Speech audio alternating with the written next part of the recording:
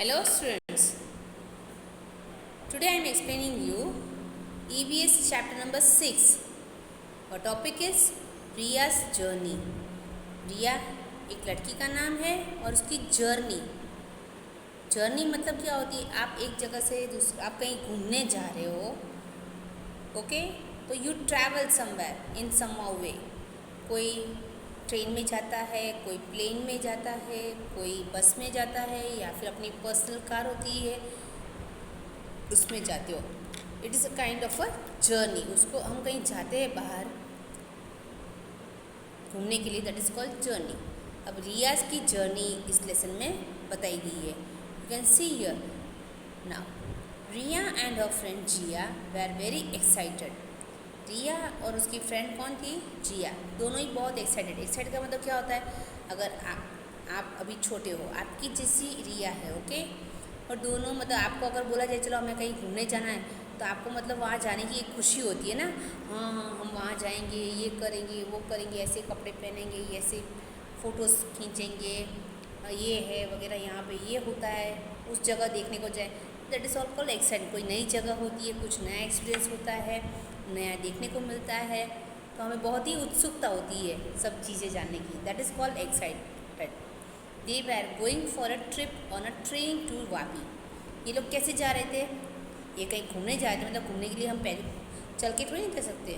No, we go in some out way of transportation. तो ये लोग ट्रेन से जाने वाले थे। कहाँ जाने वाले थे? Vapi. Riya was going to her uncle's house and Jiya was going to Daman with a family for a holiday.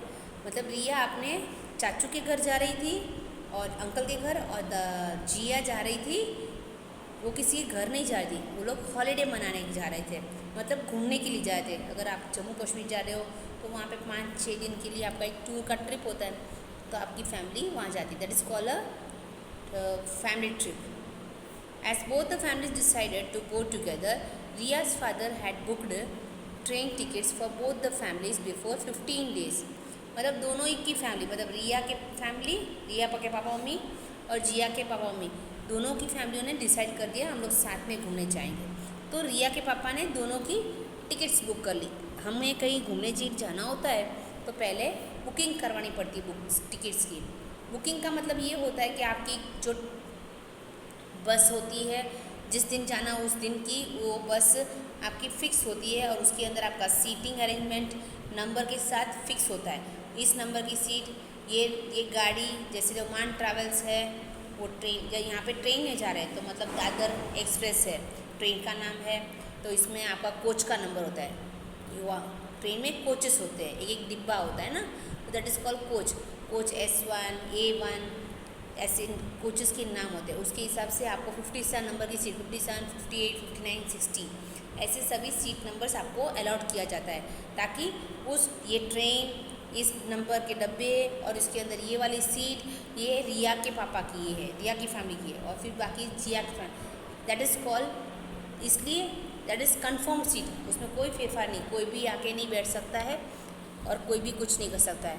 अगर कोई आके बैठता है तो हम उसको उठा भी सकते हैं। That is why we book the train tickets.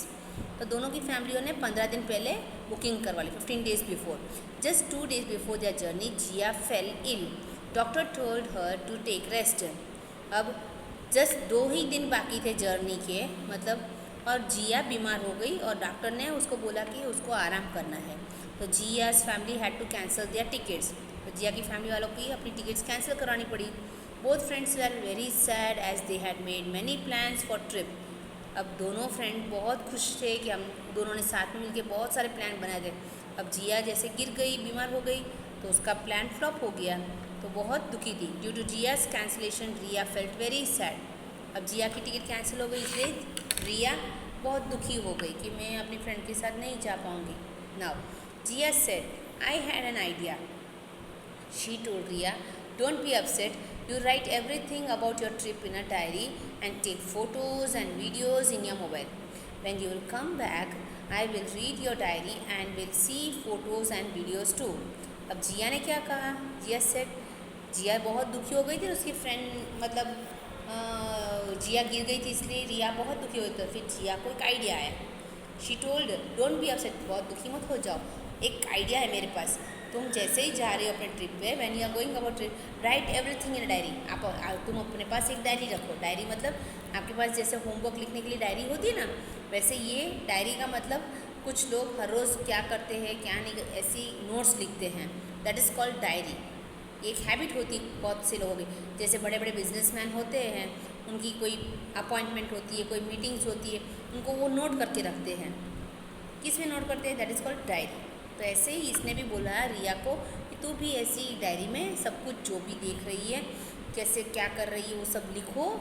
और जो जो सीन देख रहे हो, कुछ कुछ वहाँ जैसे घूमने जाओ तो वहाँ के फ़ोटोज़ खींचो, वहाँ के वीडियोस बनाओ उस अपने मोबाइल में, और फिर जब आप वापस आओ तो मैं ये सब कुछ तेरी डायरी है, मैं रीड करूँगी और तेरी फ़ोटोज़ है, वीडियो सब देख के मुझे पता चल जाए तूने कैसे एंजॉय किया, क्या क्या देखा, और तूने कैसे मतलब कहीं कौन सी प्लेस घूमी हो, ये सब मैं भी फिर बाद में देखूँगी। Riya went to her home, she found one book and a pen and put in her bag. तो रिया सडनली घर गई और उसने घर से एक पेन और एक नोट निकाली और अपनी जो बैग थी उसके अंदर उसने रख दिया। Now in which vehicle have you travel, आपने कौन कौन से व्हीकल्स में ट्रैवल किया है? जैसे मोटरसाइकिल है, ऑटो, बस है, कार है, ये सब में हम ट्रैवल। बट कहीं कहीं किसी का आपका घर बहुत दूर होता है गांव, तो आप लोग ट्रेन से या प्लेन से भी जाते हो, तो आपने जिस तरह से ट्रैवलिंग की, you can write your. What would happen if Jiya had travel despite her इनवल, अगर जिया बीमार होती और फिर भी वो ट्रैवल करने जाती, क्या होता? तो वो ठीक नहीं होता। अगर हम बीमार है तो हमें रेस्ट करना ही होता है, डॉक्टर ने कहा है तो it is wrong. Okay, then next Riya's diary. अब देखो 28 में है, कितने बजे हैं यहाँ पे घड़ी में? 9 को मतलब 8:55 जैसे हुआ है, दैट इज़ कितने हुए हैं? रात के सुबह है। This is a full moon day. After taking our dinner we took an auto to reach Gandhidham railway station. तो ये फुल मून डे है, मतलब पूर्णिमा का दिन है, और डिनर हम कब लेते हैं? रात को। तो रात का टाइम है ये। This is 8:55 at in the night. Okay, इसलिए इसको यहाँ पे देखो 24 आवर्स में 20:55 लिखा है। आपने मैथ्स में मैम ने पढ़ाया होगा ना, 20:55 मतलब 8:55 है, that is 24 hours clock. We took an auto rickshaw and reach Gandhidham railway, मतलब ये लोग गांधीधाम रहते हैं। After some time the train arrived at the, थोड़ी देर के बाद स्टेशन पे ट्रेन आ गई। We saw some passengers were sitting in the train. कुछ पैसेंजर्स मतलब कुछ जो ट्रैवलिंग करते हैं ट्रेन के अंदर एक जगह से दूसरे, उनको पैसेंजर्स कहा जाता है। ओके, तो वो लोग कुछ पैसेंजर्स अंदर ट्रेन के अंदर बैठे ही थे, क्योंकि वो आगे से आ रहे हैं ना। Train had departed at 7:50 PM from Bhuj, मतलब ये ट्रेन आगे से आ रही है।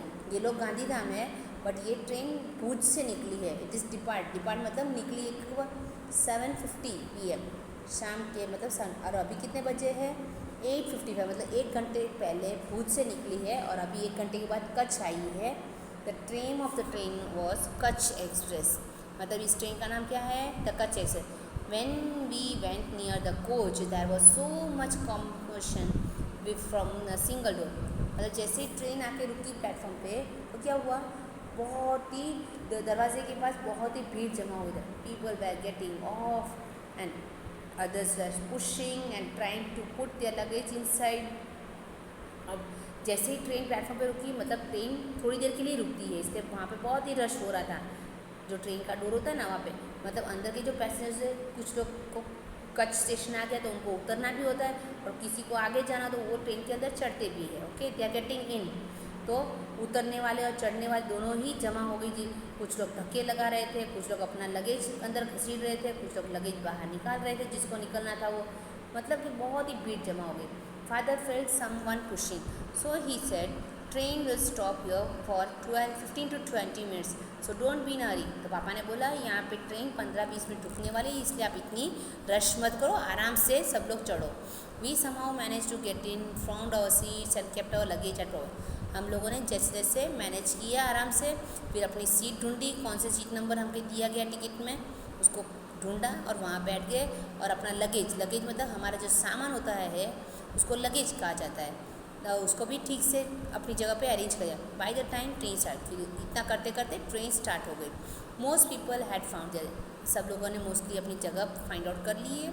Mother and I got window seat, father हिमकश गॉट द मिडिल सीट। मम्मी और मुझे विंडो के पास की सीट मिली, मतलब विंडो के पास मिडिल सीट और अपर सीट, 3 प्रकार की। और उस ऐसे ही सामने भी होता है लोअर सीट, फिर मिडिल सीट और upper berth. They seem to board the train up from the previous station. There was another family with मतलब हमारे हम लोग 4 लोग ही थे ना, तो मतलब उसके सामने ही दूसरी फैमिली भी आई थी। वो अगले स्टेशन मतलब अब जो अगले स्टेशन कौन सा था, भुज, वहाँ से ही वो लोग चढ़ के तैयार। They had 2 children of their age with them. उनके साथ भी उनके 2 बच्चे थे जो उन्हीं की एज के थे। They got 2 upper seats and 2 lower seat. उनको ऊपर की 2 सीट्स मिली और नीचे की 2। नाउ रियाज जर्नी आफ्टर, देखो आप देख सकते हो ये ट्रेन का कंपार्टमेंट डोर है। देखो यहाँ पे दोनों तरफ सीटें होती है, नहीं ये विंडो है। ओके, यहाँ पे बैठे, ये नीचे जो बैठे वो लोअर बर्थ है, फिर ये उसको हम ऊपर कर देते हैं, दैट इज़ मिडिल बर्थ, और ऊपर वाली अपर बर्थ। ऐसे 3 सीट का अरेंजमेंट होता है, 3 यहाँ पे 3 सामने और 2 साइड पे। विंडो दोनों तरफ विंडोज़ होती है ताकि हवा आ सके। ये जो आप देख रहे हो ये इंसान कौन है, टिकट चेकर है। ये हमने ट्रेन में टिकट्स ली है या नहीं ली उसको चेक करने आते हैं। और अपनी सीट पे ही बैठे हो ना, अगर आप किसी अलग सीट में बैठे तो वो आपको उठाते भी है कि नहीं ये आपकी सीट नहीं, फिर आपको हम उसके लिए फ़ाइन भी पे करना पड़ता है। After some time the ticket collector came and checked our tickets to see if we were in our proper seats. फिर थोड़ी देर बाद जैसे ट्रेन चली तो टिकट चेकर आए, टिकट कलेक्टर टीटी, उन्होंने हमारी टिकट चेक की और हमको देखा कि हम लोग ठीक से बैठे हैं अपनी सीट पे या फिर किसी और की सीट पे बैठे हैं। How did Riyaz father had said to get in the train quietly. कैसे उन्होंने बोला, क्योंकि ट्रेन 15-20 मिनट रुकने वाली थी, इसलिए उनके पापा ने बोला कि आप शांति से चढ़ो। How will you recognise the ticket checker at the time of journey. आप कैसे रिकगनाइज मतलब कैसे पहचान सकोगे टिकट चेकर यही इंसान है, बिकॉज टिकट चेकर उसका यूनिफॉर्म होता है। आप देख सकते हो ब्लैक एंड वाइट कैप के, ब्लैक कोट वाइट शर्ट होता है और वाइट कलर की कैप होती है और उसके पास एक फाइल भी होती है, पेन होती है, ब्लैक कलर का यूनिफॉर्म किया होता है। सो हमें पहचान चाहते हैं और उनके पास लिस्ट होती है सभी पैसेंजर्स की अकॉर्डिंग टू द ट्रेन के साथ। Which details ticket collector checked in the ticket as your टी। तो टिकट चेकर ने क्या चेक किया टिकट के अंदर कि कौन कौन है, आपका नाम क्या है। तो वही लोग बैठे, कितने बच्चे हैं वो देखेंगे, और आप लोग उसी सीट पे बैठे हो, यस, और पैसे पे की तभी तो टिकट होती है, इसलिए इतना सब कुछ चेक करके वो हमें दे जाते हैं। After 1 hour the train stop at 1 station. फिर 1 घंटे के बाद ट्रेन रुकी। I saw it from the window, Sankhiyad junction. मतलब 1 घंटे के बाद कहाँ पे रुकी, सांखियाडी जंक्शन पे रुकी ये गाड़ी। गाड़ी रुकी तो फिर वो ट्रेन हमेशा प्लेटफॉर्म पे रुकती है जब कोई स्टेशन आता है। ओके, तो ये कौन सा स्टेशन आया, Sankhiyadi was return on the station. It was I asked my father. देखो आप देख सकते हो ट्रेन है, ये रेलवे स्टेशन है, यहाँ पे ऐसा बोर्ड होता है येलो कलर का होता है, उसके अंदर ब्लैक कलर के लेटर्स में जो जंक्शन होता है, जो भी स्टेशन होता है उसका नाम ब्लैक कलर में लिखा होता है। जो मतलब जैसे महाराष्ट्र में गुजरात के स्टेशन का नाम है तो गुजराती में एक बार लिखा होता है, एक इंग्लिश में लिखा होता है और एक हिंदी में, ताकि तीनों में से कोई भी एक लैंग्वेज ट्रैवलर्स पढ़ सके। हर किसी को इंग्लिश भी नहीं आती है और हर किसी को गुजराती भी नहीं आती है, तो हिंदी हमारी कॉमन लैंग्वेज होती है। When why is the junction was return after the stations name. कौन सा जंक्शन मतलब क्यों लिखा था नाम। Father explain to me that the station at which 2 or more train tracks are separating is called junction. मतलब ट्रेन का तो स्टेशन होता है ना, तो यहाँ पे क्यों जंक्शन लिखा है, ऐसे रिया ने पूछा। तो पापा ने क्या बोला, जहाँ से 2 या 3 ट्रेन्स के ट्रैक्स जो होते हैं वो अलग होते हैं। ओके, डिफरेंट डायरेक्शन, मतलब सीधी एक ही पटरी पे नहीं चल रही है, वहाँ से वो दूसरी डायरेक्शन में जा रही है और अलग हो रही है, उसको जंक्शन कहा जाता है।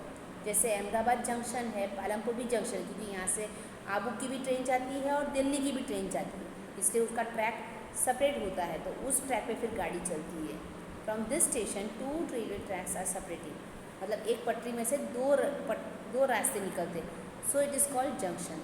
On the tracks on which our train is running is the way to Ahmedabad and goes to Palampur. मतलब हम जिस पटरी पे खड़े उसमें से गाड़ी अहमदाबाद जाती है और दूसरी वाली पालमपुर जा रही, तो हमें कहाँ जाना है अभी, तो उस पटरी पे गाड़ी चढ़ेगी। ओके, इसलिए दो ट्रैक्स सेपरेट हो रहे हैं, इसलिए इस स्टेशन को जंक्शन कहा जाता है। ट्रेन डिपार्ट आफ्टर 2-3 मिनट्स, फिर ट्रेन 2-3 मिनट के बाद निकली। The 2 tracks separated from one another. Father showed it to me from the, फिर देखा कि दोनों स्प्लिट हुए, गाड़ी एक की पट्टी पे चल रही, फिर थोड़ी देर जाके दूसरी पटरी पे चढ़ गई। पापा ने मुझे ये विंडो में से दिखा था। Our train left that station, I was observing the view outside the window. Train उस स्टेशन से निकली और फिर मैं बाहर विंडो में से सब कुछ देख रही। I was looking like white bedsheet spread across an open plain up to far away in the full moon light.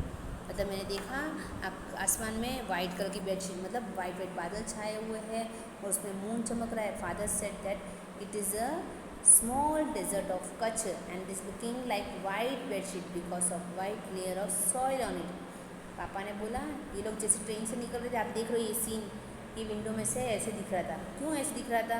वैसे तो नीचे मिट्टी होती है, घास होती है, खेत होते हैं ना, बट यहाँ पे वाइट वाइट लग रहा है जैसे हम लोग स्काई में जा रहे हैं। क्यों? क्योंकि ये ट्रेन कच्छ से जा रही थी। कच्छ क्या है? Kutch is a kind of desert. क्यों? वो नमक का डेजर्ट है। ओके, वहाँ पे बहुत ही सॉल्ट, वहाँ पे सॉल्ट का डेजर्ट्स होते हैं। वहाँ की मिट्टी जैसे हमारी यहाँ सैंडी सॉइल है, वहाँ की मिट्टी वाइट वाइट कलर की। क्यों वाइट कलर की? क्योंकि उस मिट्टी पे वाइट लेयर ऑफ नमक लगा होता है, वाइट लेयर ऑफ सॉइल होता है। वाइट वाइट कलर का सॉल्ट जो होता है वो पथरा हुआ होता है, लेयर होता है, इसलिए वहाँ की मिट्टी वाइट वाइट कलर दिखती है। जैसे देखो नीचे ज़मीन ऐसी दिखती है, फिर ब्लैक कलर और ऊपर चंद्रमा दिख रहा है। तो ऐसे ही कच्छ में रात का सीन ये दिखता है, क्योंकि वहाँ सॉल्ट का लेयर लगा होता है। In this area Agariyas are harvesting salt by making saltern. यहाँ पे जैसे हमारे गुजरात में हम लोग कुछ लोग खेती करते हैं ना सभी चीज़ की, तो कच्छ में सब लोग नमक की खेती करते हैं।